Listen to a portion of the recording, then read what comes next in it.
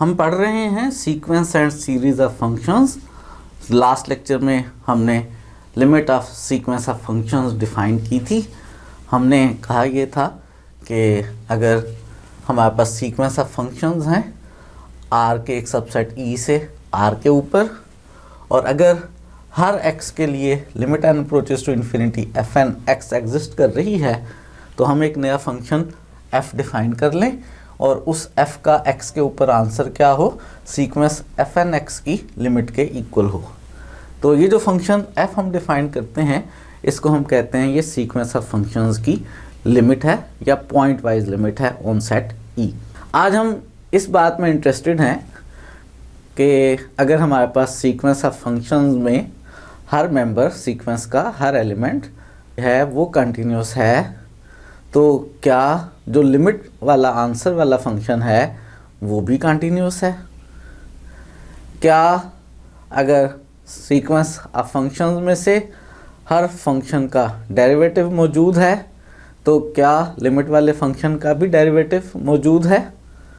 क्या sequence of functions में से हर जो फंक्शन है वो इंटेग्रेबल है तो क्या लिमिट वाला फंक्शन भी इंटेग्रेबल है या नहीं? इन बातों को आज हम डिस्कस करेंगे। और सबसे पहले हम कंटिन्यूटी की बात करने लगे हैं, और कंटिन्यूटी की बात करने के लिए ज़रा रिवाइज कर लेते हैं कि अगर हमारे पास एक फंक्शन a से r पे हो और c जो है वो a का लिमिट पॉइंट हो, तो c के ऊपर फंक्शन कंटिन्यूस होता है इफ़ एंड ओनली इफ उसकी c पे लिमिट और वैल्यू का आंसर सेम आ जाए, दोनों एग्जिस्ट भी कर जाएं और दोनों का आंसर सेम भी आ जाए तो फंक्शन कंटिन्यूस होता है। और अगर फ़र्ज़ करें हमारे पास जो है एक सीक्वेंस ऑफ फंक्शंस है, इस सीक्वेंस ऑफ फंक्शंस का limit function pointwise limit function exist कर रहा है f, यानी limit n approaches to infinity f n x जो है वो एफ ऑफ एक्स के इक्वल है। और हम इंटरेस्टेड इस बात में हैं कि अगर सीक्वेंस का हर फंक्शन जो है वो कंटिन्यूस हो तो क्या f भी कंटिन्यूस होगा या नहीं होगा। अगर c कोई डोमेन का लिमिट पॉइंट हो, और हम इस बात में इंटरेस्टेड हैं कि अगर सीक्वेंस का हर फंक्शन एफ एन c पर कंटिन्यूस हो तो क्या f भी c पर कंटिन्यूस होगा या नहीं होगा। जो हमारे पास सीक्वेंस ऑफ फंक्शंस है एफ एन, उसमें से हर फंक्शन एफ एन के कंटिन्यूस होने का मतलब है कि हर एफ एन एक्स की limit x approaches to c f n c के इक्वल है, और जो फंक्शन f है उसके c के ऊपर कंटिन्यूस होने का मतलब है कि limit x approaches to c f x f of c के इक्वल आ जाए। इसी बात को हम ऐसे भी लिख सकते हैं कि ये जो f है हमारे पास ये basically limit n approaches to infinity f n x है, तो इसकी जगह अगर हम ये लिख लें तो limit x approaches to c limit n approaches to infinity f n x का आंसर एफ सी आ रहा है अगर फंक्शन f हमारे पास कंटिन्यूस है। और अगर हम इस सीक्वेंस की कंटिन्यूटी का इस्तेमाल करें और अब जो एफ एन सी सीक्वेंस बन गई है इसकी लिमिट हल करें एन अप्रोचेस टू इन्फिनिटी, तो हमारे पास जो आंसर आ रहा है हम इंटरेस्टेड ये हैं कि वो आंसर क्या इस एफ सी के इक्वल है। और एफ एन सी जो है वो basically limit x approaches to c f n x है।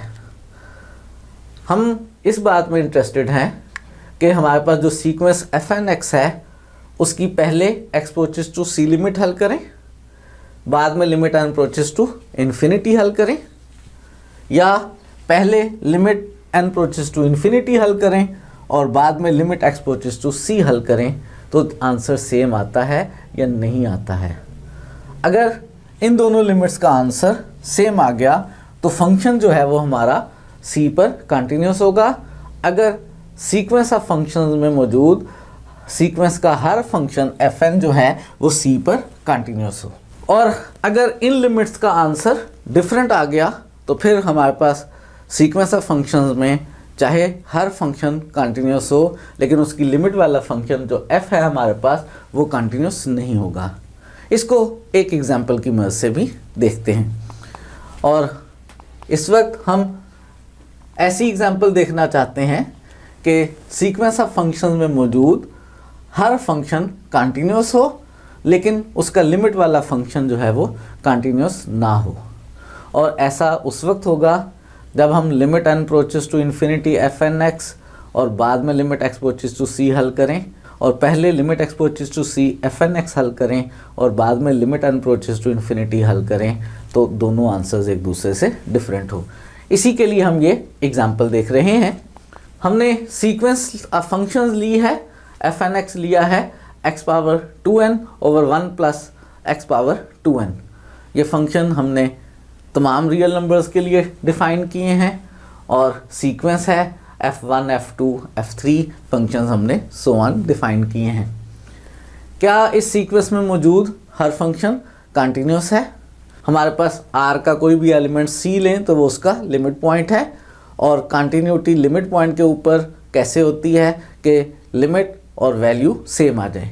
जब हम वैल्यू हर फंक्शन fn की c पर हल करते हैं तो वो c power 2n over 1 plus c power 2n के इक्वल आ रहा है, और जब हम लिमिट हल करते हैं x approaches to c f n x की तो वो भी डायरेक्ट इसमें x की जगह c लिखने से हल हो रही है।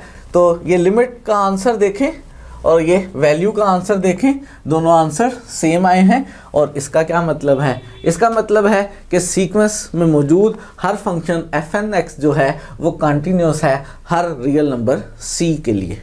अब हम इस सीक्वेंस की लिमिट मालूम करते हैं और देखते हैं कि वो जो लिमिट वाला फंक्शन है क्या वो भी हर रियल नंबर पे कंटिन्यूस है या नहीं। इस फंक्शन की limit n approaches to infinity हल करने के लिए हम याद कर लेते हैं ज्योमेट्रिक सीक्वेंस की लिमिट, कि अगर हमारे पास r पावर n टाइप की सीक्वेंस हो हम इसको ज्योमेट्रिक सीक्वेंस कहते हैं, और इसकी limit n approaches to infinity हल करना हो तो इसकी लिमिट का आंसर 0 आता है अगर r माइनस 1 और 1 के इन बिटवीन हो, और अगर r माइनस 1 और 1 के इन बिटवीन ना हो, 1 हो, माइनस 1 हो, या 1 से बड़ा या माइनस 1 से छोटा हो, तो फिर ये सीक्वेंस डाइवर्जेंट हुआ करती है, कन्वर्जेंट नहीं हुआ करती। और हमने हल करनी है sequence of functions f n x की limit n approaches to infinity, और अगर हमारे पास x माइनस 1 और 1 के दरमियान हुआ, या कह लें x का मॉडुलस 1 से छोटा हुआ, तो ये ज्योमेट्रिक सीक्वेंस है और इसकी लिमिट उस सूरत में 0 होगी। तो ओवरऑल एफ एन एक्स की लिमिट क्या बनेगी? जब हम x को माइनस 1 और 1 के दरमियान लेंगे तो एफ एन एक्स की लिमिट हल करते हुए यहाँ न्यूमरेटर में भी 0 आ जाएगा, डिनोमिनेटर में भी 0 आ जाएगा, और हमारे पास 0 ओवर 1 प्लस 0 यानी लिमिट का आंसर 0 आ जाएगा। तो ये जो मेरे पास सीक्वेंस ऑफ फंक्शंस है इसमें हर x उसके लिए जो माइनस 1 और 1 के दरमियान हो, जो एफ एन एक्स है उसकी लिमिट का आंसर 0 आ रहा है। और अगर मेरे पास जो है x माइनस 1 और 1 के दरमियान ना हो, से x 1 से बड़ा हो, तो 1 ओवर x के बारे में क्या ख्याल है? 1 ओवर x उस सूरत में 1 से छोटा होगा, और चूंकि x 1 से बड़ा है, पॉजिटिव है, 1 ओवर x भी पॉजिटिव होगा। मेरे पास उस वक्त 1 ओवर x जो है वो 0 और 1 के इन बिटवीन होगा। और इसी तरह से अगर मेरे पास जो है x माइनस 1 से छोटा है तो 1 ओवर x क्या बनेगा? 1 ओवर x जो है वो माइनस 1 से बड़ा हो जाएगा, और x नेगेटिव नंबर था तो 1 ओवर x भी नेगेटिव नंबर होगा, यानी 1 ओवर x माइनस 1 से 0 के दरमियान होगा। अगर मेरे पास जो है वो x 1 से बड़ा हो या x माइनस 1 से छोटा हो तो 1 ओवर x जो है वो 0 और 1 के दरमियान बन रहा है, या 1 ओवर x जो है वो माइनस 1 और 0 के दरमियान बन रहा है। ऐसी सूरत में ज्योमेट्रिक सीक्वेंस अगर मैं 1 ओवर x की पावर 2n लूँ या 1 ओवर x की पावर n लूँ तो वो 0 को कन्वर्ज करेगी। अगर x मेरे पास माइनस 1 से छोटा या x मेरे पास 1 से बड़ा हो तो यहाँ पे direct limit n approaches to infinity मैं नहीं हल कर पाऊँगा, वो इन्फिनिटी ओवर इन्फिनिटी बन जाएगा। लेकिन अगर मैं इसको 1 ओवर x की फॉर्म में चेंज कर लूँ तो उस सूरत में 1 ओवर x के लिए हम ज्योमेट्रिक सीक्वेंस की लिमिट का इस्तेमाल करके इस सीक्वेंस ऑफ फंक्शंस की लिमिट हल कर सकते हैं। तो चूँकि limit n approaches to infinity 1 over x की पावर 2n जब x का मॉडुलस 1 से बड़ा हो, यानी 1 ओवर x 0 और 1 के इन बिटवीन हो, या 1 ओवर x माइनस 1 और 0 के इन बिटवीन हो, तो इसकी लिमिट 0 आ रही है। अब हम इस सीक्वेंस ऑफ फंक्शंस की लिमिट हल कर सकते हैं उन x के लिए जिनमें x का मॉडुलस 1 से बड़ा हो, और उस लिमिट को हल करने के लिए हम चाहेंगे इसमें 1 ओवर x की फॉर्म बनाना। उसके लिए डिनोमिनेटर में से x पावर 2n को कॉमन ले लें, ये x पावर 2n कैंसिल हो गया, ये 1 ओवर x पावर 2n बन गया। और इन x के लिए 1/x⁻2n 0 को अप्रोच कर रहा है तो इसकी लिमिट 0 हो जाएगी। ऊपर हमारे पास यहाँ 1 आ जाएगा, 1/0 + 1 इस सीक्वेंस ऑफ फंक्शंस की लिमिट का आंसर इस केस में हमारे पास 1 आ गया। और मैं लिमिट फंक्शन मालूम करना चाहता हूँ, यानी मालूम करना चाहता हूँ limit n approaches to infinity fn(x) for all points x of the domain के लिए। मैंने fn(x) की लिमिट हल कर ली है जब x -1 और 1 के इन बिटवीन हो। मैंने fn(x) की लिमिट हल कर ली है जब x मेरे पास 1 से बड़े या -1 से छोटे हों। इन अदर वर्ड्स x का मॉडुलस 1 से बड़ा हो। और अभी लिमिट बाकी रह गई है किसके लिए, x = 1 के लिए और x = -1 के लिए। अगर x हमारे पास 1 या -1 हो और मुझे इसकी लिमिट हल करना हो तो यहाँ 1 लिखूँ या -1 लिखूँ, उसकी पावर 2n लूँगा तो वो 1 बन जाएगा। मेरे पास फंक्शन 1/2 आ जाएगा और इसकी लिमिट भी हल करूँगा तो आंसर 1/2 आ जाएगा। मैंने limit n approaches to infinity fn(x) हर x के लिए हल कर ली है, यानी अब मैं लिमिट फंक्शन f(x) लिख सकता हूँ जो कि limit n approaches to infinity fn(x) के इक्वल है। और क्या आंसर है, जैसे मैंने हल किया है कि x मॉडुलस अगर 1 से छोटा हो या कह लें x -1 और 1 के इन बिटवीन हो तो लिमिट का आंसर देखा है हमने 0 आया है। अगर x ±1 हो या x का मॉडुलस 1 हो तो हमारे पास आंसर 1/2 आया है। और अगर x का मॉडुलस 1 से बड़ा हो या x 1 से बड़ा या x -1 से छोटा हो तो इस फंक्शन f(x) का आंसर जो कि सीक्वेंस ऑफ फंक्शंस का लिमिट फंक्शन है वो 1 के इक्वल है। मैंने सीक्वेंस ऑफ फंक्शंस में limit n approaches to infinity fn(x) हल किया और मेरे पास आंसर f(x) आ गया। ये जो फंक्शन f(x) है क्या ये हर रियल नंबर के लिए कंटिन्यूस है? जो सीक्वेंस का हर फंक्शन था वो हम पहले देख चुके हैं कि हर रियल नंबर के लिए कंटिन्यूस है। क्या ये भी हर रियल नंबर के लिए कंटिन्यूस है? थोड़ा सा गौर करने पे आपको अंदाज़ा हो जाएगा कि इस फंक्शन के जो आंसर्स हैं वो 1 और -1 पे चेंज हो रहे हैं। -1 से 1 के दरमियान फंक्शन का आंसर हमेशा 0 है। 1 से बड़े और -1 से छोटे नंबर्स के लिए आंसर हमेशा 1 है।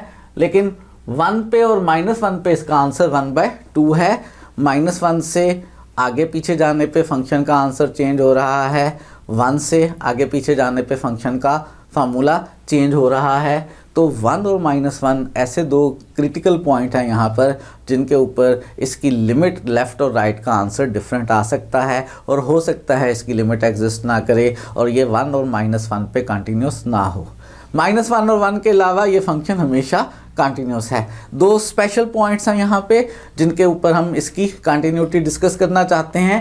पहले हम बात कर रहे हैं 1 के ऊपर। 1 के ऊपर मैं 1 से छोटे नंबर्स लेके लेफ्ट हैंड लिमिट हल कर रहा हूँ। जब भी x 1 से छोटे और 1 के करीब हैं तो फंक्शन का आंसर 0 है और इसकी लिमिट का आंसर भी 0 आ गया। और अगर मैं 1 पे राइट लिमिट हल करूं तो जब भी x 1 से बड़े और 1 के करीब हों तो फंक्शन का आंसर मेरे पास 1 है और जब मैं इसकी लिमिट हल करता हूं तो लिमिट का आंसर भी 1 है। इस फंक्शन की 1 पे लेफ़्ट लिमिट और राइट लिमिट सेम नहीं आए हैं। क्या मतलब हुआ? मतलब हुआ कि 1 पे इसकी लिमिट एग्जिस्ट नहीं कर रही है। तो क्या ये 1 पे कंटिन्यूस है?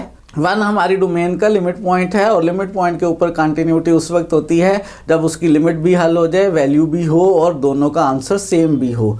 और यहाँ पे इस 1 के ऊपर लिमिट एग्जिस्ट नहीं कर रही है, इसका मतलब है ये फंक्शन 1 पे कंटिन्यूस नहीं है। और इसी तरह से जब हम -1 पे इसकी लेफ़्ट लिमिट हल करेंगे तो -1 से छोटे नंबर्स के लिए मेरे पास फंक्शन का आंसर 1 है। -1 के ऊपर लेफ़्ट लिमिट का आंसर 1 आ जाएगा और जब -1 पे राइट लिमिट हल करेंगे तो -1 से बड़े नंबर्स और -1 के करीब के लिए फंक्शन का आंसर 0 है तो लिमिट का आंसर भी 0 आ जाएगा। और एक दफ़ा फिर राइट लिमिट और लेफ़्ट लिमिट का आंसर सेम नहीं आया। एक आंसर 1 आया है, दूसरा आंसर 0 आया है। और अगर लेफ़्ट और राइट लिमिट का आंसर सेम नहीं आया तो इसका मतलब है -1 के ऊपर फंक्शन की लिमिट जो है वो एग्जिस्ट नहीं कर रही है। और अगर लिमिट नहीं एग्जिस्ट कर रही है तो -1 के ऊपर फंक्शन कंटिन्यूस भी नहीं है। मेरे पास एक सीक्वेंस ऑफ फंक्शंस थी। उस सीक्वेंस ऑफ फंक्शंस का हर फंक्शन fn जो है वो हर रियल नंबर पे कंटिन्यूस था। मैंने इस सीक्वेंस ऑफ फंक्शंस का लिमिट वाला फंक्शन, पॉइंट वाइज लिमिट वाला फंक्शन f मालूम किया। ये फंक्शन f जो है 1 और -1 पे कंटिन्यूस नहीं है। आखिर वजह क्या हुई है? वजह ये हुई है कि आर्डर चेंज करने पे जो लिमिट हम हल कर रहे हैं उसका आंसर सेम नहीं आ रहा है। हमारे पास जो सीक्वेंस ऑफ फंक्शंस में से हर फंक्शन की c पे लिमिट का आंसर ये आया था। मैं यहाँ पे इसका आंसर अगर लिखूँ 1 के ऊपर, तो 1 के ऊपर c को 1 ले लें, आंसर 1/2 आ रहा है। अगर मैं सीक्वेंस ऑफ फंक्शन में fn(x) की लिमिट x अप्रोचेस टू 1 हल करूं तो आंसर 1/2 आया है। अब अगर मैं इसकी limit n approaches to infinity हल करूं तो 1/2 की limit n approaches to infinity का आंसर 1/2 ही आ जाएगा। जो सीक्वेंस ऑफ फंक्शंस थी उसमें पहले मैंने लिमिट x अप्रोचेस टू 1 हल की, बाद में limit n approaches to infinity हल की, आंसर 1/2 आया। और इसी सीक्वेंस ऑफ फंक्शंस में जब मैंने पहले limit n approaches to infinity fn(x) हल की थी तो मेरे पास आंसर जो आया था 1 के ऊपर वो 1/2 आया था। लेकिन जब मैंने इसकी लिमिट x अप्रोचेस टू 1 हल की थी तो वो लिमिट एग्जिस्ट नहीं की थी, यानी ये वाली लिमिट आर्डर तब्दील करने पे हल नहीं हो रही है, जबकि ये वाली लिमिट हल हो रही है। इसका मतलब है इन दोनों लिमिट्स का आंसर सेम नहीं आया। Limit n approaches to infinity पहले हल करें, बाद में लिमिट x अप्रोचेस टू 1 हल करें, और पहले लिमिट x अप्रोचेस टू 1 हल करें, बाद में limit n approaches to infinity हल करें, आंसर सेम नहीं आ रहे हैं, बल्कि एक आंसर मिल रहा है और एक आंसर मिल ही नहीं रहा। इसी तरह से -1 के लिए भी अगर मैं fn(x) की लिमिट x अप्रोचेस टू -1 हल करूं, यहाँ पे c की जगह -1 लिखूं तो आंसर 1/2 आ रहा है। और जब इसकी limit n approaches to infinity हल करें, क्योंकि ये हमेशा 1/2 है, तो limit n approaches to infinity हल करने पे भी आंसर 1/2 ही रहेगा। और जब मैं पहले limit n approaches to infinity fn(x) हल करूं और बाद में उसकी लिमिट x अप्रोचेस टू -1 हल करूं तो हमने देखा है कि वो लिमिट एग्जिस्ट नहीं कर रही है। और अगर लिमिट ये वाली limit n approaches to infinity fn(x) बाद में limit x approaches to -1 exist नहीं कर रही है तो ये इसके इक्वल भी नहीं है। इसी वजह से हमारे पास सीक्वेंस ऑफ फंक्शंस की लिमिट का जो फंक्शन f बना है वो 1 और -1 पे कंटिन्यूस नहीं है, हालांकि सीक्वेंस ऑफ फंक्शंस में मौजूद हर फंक्शन जो है वो 1 और -1 पे कंटिन्यूस था।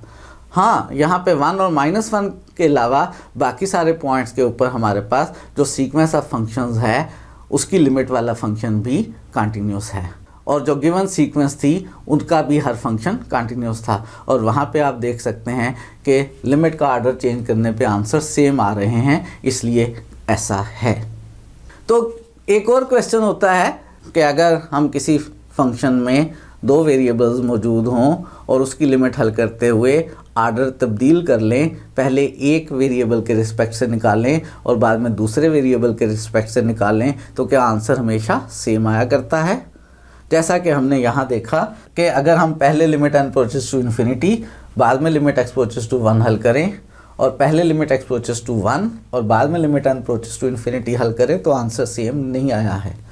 जनरली भी ऐसा ही हुआ करता है, हमेशा आंसर सेम नहीं आया करते हैं लिमिट का ऑर्डर तब्दील करने से। इसके लिए एक और एग्जांपल देखते हैं, और एग्जांपल ये है कि मेरे पास एक सीक्वेंस है, डबल सीक्वेंस है, इसमें 2 वेरिएबल्स इन्वॉल्व हो रहे हैं m और n, और SMN का फार्मूला है m/m+n, और m और n दोनों नेचुरल नंबर्स हैं। ये सीक्वेंस है m के रिस्पेक्ट से भी और n के रिस्पेक्ट से भी, और मैं देखना चाहता हूँ कि अगर मैं पहले limit m approaches to infinity बाद में limit n approaches to infinity हल करूँ या ऑर्डर तब्दील करके ये दोनों लिमिट्स हल करूँ तो आंसर सेम आता है या नहीं आता है। और पहले हम ऐसा कर रहे हैं कि n को फिक्स कर रहे हैं और हम n को फिक्स करके इसमें limit m approaches to infinity हल करना चाहते हैं।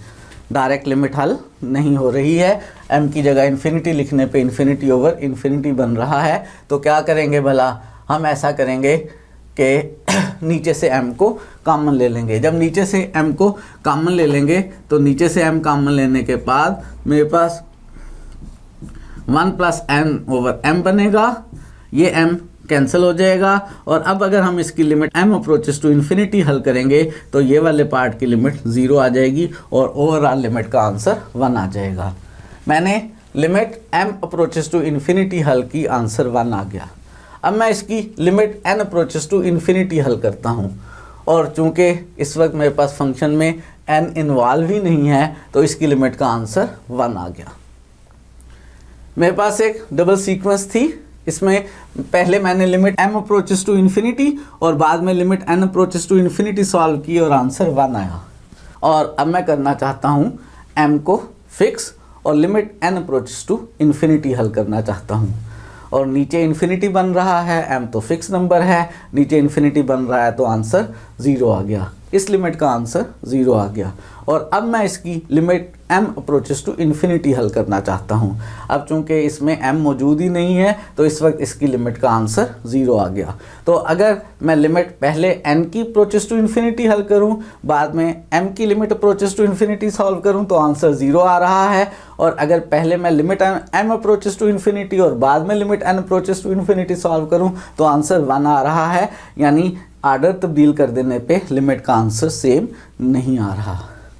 जनरली सीक्वेंसेस में भी ऐसे ही होता है।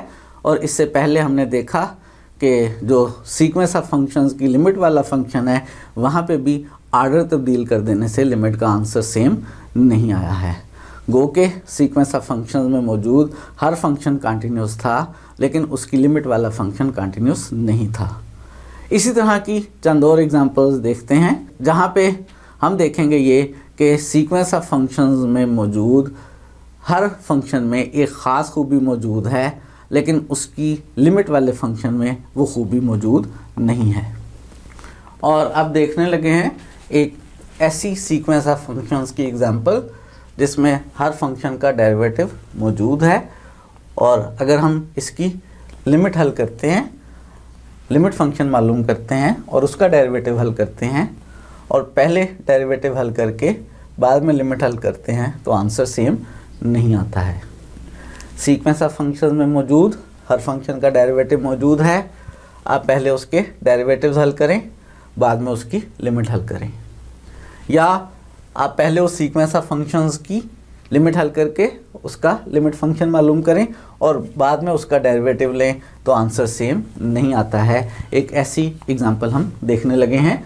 फ़र्ज़ करें हमारे पास जो सीक्वेंस ऑफ फंक्शंस है उसका फार्मूला है sin nx ओवर n का स्क्वायर रूट। ये sequence of functions her real number के लिए डिफाइन है।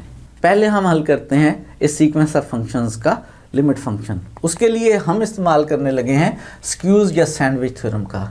और हमने पढ़ा हुआ है कि अगर एक सीक्वेंस की हर टर्म दो सीक्वेंस की टर्म्स के दरमियान मौजूद हों, आप छोटी सीक्वेंस की टर्म्स वाली सीक्वेंस की लिमिट हल कर सकते हो, बड़ी सीक्वेंस जिसकी टर्म्स हैं उसकी लिमिट हल कर सकते हो और दोनों का आंसर सेम आ रहा हो, तो ऐसी सूरत में वो सीक्वेंस जिसकी हर टर्म इन दो सीक्वेंस की टर्म्स के इन बिटवीन है उसकी लिमिट का आंसर भी वही होगा।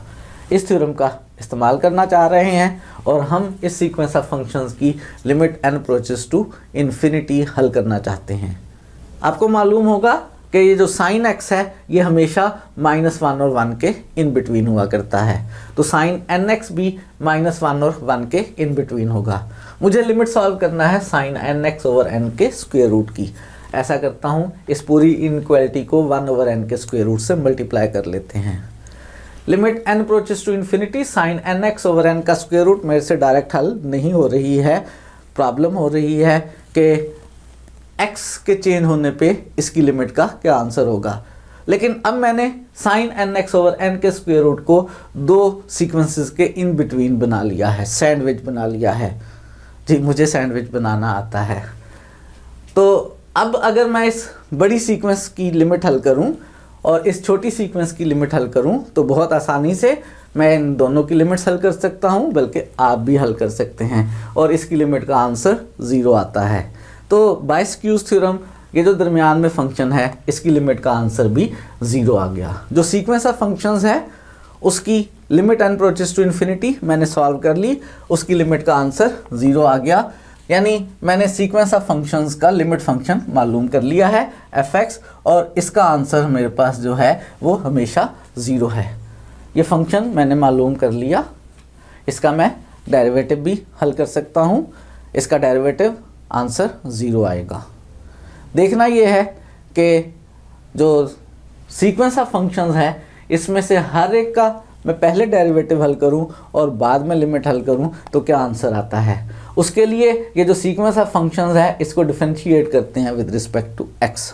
जब with respect to x differentiate करेंगे तो डिनोमिनेटर वाला n का स्क्वायर रूट तो कांस्टेंट होगा, न्यूमरेटर में साइन एन एक्स का डेरिवेटिव क्या आएगा, कॉज एन एक्स, और फिर n आएगा, और ऊपर n और नीचे n का स्क्वायर रूट सिंप्लीफाई होकर ऊपर n का स्क्वायर रूट आ जाएगा।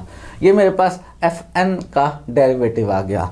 अब मैं इसकी limit n approaches to infinity हल करना चाह रहा हूँ। कॉज एन एक्स तो इसमें हमेशा -1 और 1 के इन बिटवीन रहेगा, लेकिन ये वाला जो n का स्क्वायर रूट है ये बढ़ता चला जाएगा n को इन्फिनिट करने की सूरत में, और इसकी लिमिट का जो आंसर है मुझे नहीं पता क्या है। मैं इस वक्त स्पेशली तौर पे डिस्कस करना चाहता हूँ इसको 0 पे। अगर मैं fn का डेरिवेटिव 0 पर कैलकुलेट करूँ तो cos 0 1 हो जाएगा, n का स्क्वायर रूट आ जाएगा। और अब अगर मैं इसकी limit n approaches to infinity solve करूँ तो ये बढ़ता चला जाएगा, और मेरे पास जो ये डेरिवेटिव के बाद लिमिट लेने पर आंसर आ रहा है वो नहीं एग्जिस्ट कर रहा, वो इन्फिनिटी को अप्रोच कर रहा है। Limit n approaches to infinity, f n के डेरिवेटिव्स एट 0 पे कोई आंसर नहीं आ रहा, ये इन्फिनिटी को अप्रोच कर रहा है। और जो मेरे पास एफ एक्स आया था वो 0 पे 0 आया था, और अगर उसका डेरिवेटिव हल करूं 0 पे तो वो भी 0 है। और क्या मतलब हुआ कि अगर मैं पहले लिमिट हल करके बाद में डेरिवेटिव हल करूं 0 पे तो आंसर 0 आ रहा है, और जब मैं पहले डेरिवेटिव हल करूं और 0 पे डेरिवेटिव हल करके उसकी limit n approaches to infinity हल करूं तो आंसर एग्जिस्ट नहीं कर रहा है। इसका मतलब है जनरली ऐसा नहीं होता कि आपके पास सीक्वेंस ऑफ फंक्शंस मौजूद हो जिसमें हर फंक्शन का डेरिवेटिव मौजूद हो। आप पहले डेरिवेटिव हल करें और बाद में उसकी लिमिट लें, और पहले लिमिट लें और बाद में डेरिवेटिव हल करें तो आंसर सेम नहीं आया करते हैं। यहाँ से हम ये कंक्लूजन ड्रा कर सकते हैं कि सीक्वेंस ऑफ फंक्शंस अगर f को कन्वर्ज कर रही है, उसका limit function pointwise limit function f है, तो fn का डेरिवेटिव जो है वो ज़रूरी नहीं है कि वो f के डेरिवेटिव के इक्वल हो। Limit n approaches to infinity fn का डेरिवेटिव और f का डेरिवेटिव ज़रूरी नहीं है कि आपस में इक्वल हो। और आज के लेक्चर के लास्ट में हम एक ऐसी सीक्वेंस ऑफ फंक्शंस की एग्जांपल देखने लगे हैं जिसमें हर फंक्शन का 0 से 1 पे डेरिवेटिव एग्जिस्ट कर रहा है, और ये जो डेरिवेटिव हल करके आंसर आ रहा है बाद में मैं इसकी limit n approaches to infinity हल करूं, या पहले सीक्वेंस ऑफ फंक्शंस की लिमिट हल करूं और जो लिमिट फंक्शन आए उसको इंटीग्रेट करूं 0 से 1 पे, तो दोनों आंसर सेम नहीं आते हैं। पहले इंटीग्रेट किया जाए सीक्वेंस में मौजूद हर फंक्शन को और आंसर्स वाली सीक्वेंस की limit n approaches to infinity हल की जाए, या पहले limit of sequence of functions मालूम की जाए और बाद में उसको इंटीग्रेट किया जाए तो आंसर सेम नहीं आया करते हैं। इसके लिए एक हम एग्जांपल देख रहे हैं, और एग्जांपल में जो मेरे पास फंक्शंस डिफाइन हुए हैं वो क्लोज इंटरवल 0-1 से r के ऊपर डिफाइन हुए हैं, और उनका फार्मूला जो है वो n² इंटू 1 - x² की पावर n है। मैं पहले इस सीक्वेंस ऑफ फंक्शंस का लिमिट फंक्शन जो है वो मालूम करना चाहता हूँ, limit n approaches to infinity हल करना चाहता हूँ। और जब मैं इसकी limit n approaches to infinity हल करूं तो मेरे लिए डायरेक्ट हल करना मुमकिन नहीं है। इसकी लिमिट कैसे हल करें उसके लिए मैं आपको रेशियो टेस्ट रिवाइज करवा रहा हूं कि आपने किसी सीक्वेंस xn की limit n approaches to infinity हल करनी है और उस सीक्वेंस की हर टर्म पॉजिटिव है और आपसे डायरेक्ट लिमिट हल नहीं हो रही है, आप उसकी n+1 टर्म को n टर्म से डिवाइड करके limit n approaches to infinity solve करें, और अगर उसका आंसर l आ जाए और वो आंसर L1 से छोटा हो तो सीक्वेंस xn कन्वर्जेंट होती है। ना सिर्फ ये पता है कि कन्वर्जेंट होती है, ये भी मालूम है कि वो 0 को कन्वर्ज करती है, और अगर ये आंसर L1 से बड़ा हो तो ये सीक्वेंस डाइवर्जेंट होती है, और अगर ये आंसर 1 आ जाए तो कोई कंक्लूजन नहीं होता। हम इस सीक्वेंस ऑफ फंक्शंस की लिमिट हल करने के लिए रेशियो टेस्ट का इस्तेमाल कर रहे हैं, और किसी भी फिक्स्ड x के लिए मेरे पास यहाँ पे जो fn x है वो पॉजिटिव है, यानी मैं रेशो टेस्ट अप्लाई कर सकता हूँ। रेशो टेस्ट अप्लाई करने के लिए ज़रूरी है कि सीक्वेंस की हर टर्म पॉजिटिव हो।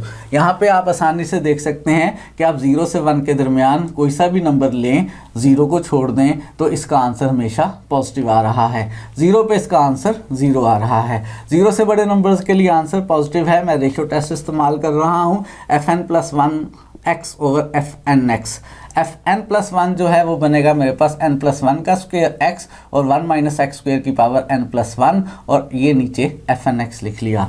इस फंक्शन की limit n approaches to infinity को सॉल्व करने के लिए हम ऐसा कर रहे हैं कि यहाँ से n स्क्वायर कॉमन लेंगे, वो नीचे वाले n स्क्वायर से कैंसिल हो जाएगा। n स्क्वायर कॉमन लेने से 1 + 1 ओवर n का स्क्वायर बच जाएगा। ये x कैंसिल हो जाएगा और इसमें 1 - x स्क्वायर की power n+1 over 1 - x square की पावर n सॉल्व होकर 1 - x स्क्वायर आ जाएगा। और जब इसकी limit n approaches to infinity solve करेंगे, हमें पता है limit n approaches to infinity 1 over n 0 होता है, तो ओवरऑल इसकी limit for x greater than 0 and lesser equal to 1 के लिए सॉल्व होकर हमारे पास आ रही है 1 - x स्क्वायर। और ये 1 - x स्क्वायर आंसर जो है 1 से छोटा है जब हम x को 0 ना लें। यह आंसर 1 से छोटा है। हम रेशो टेस्ट का इस्तेमाल कर सकते हैं। रेशो टेस्ट के अकॉर्डिंगली इस फंक्शन की limit n approaches to infinity 0 है जब भी मेरे पास x 0 से ग्रेटर और 1 से लेसर इक्वल हो। और 0 के ऊपर कितनी है?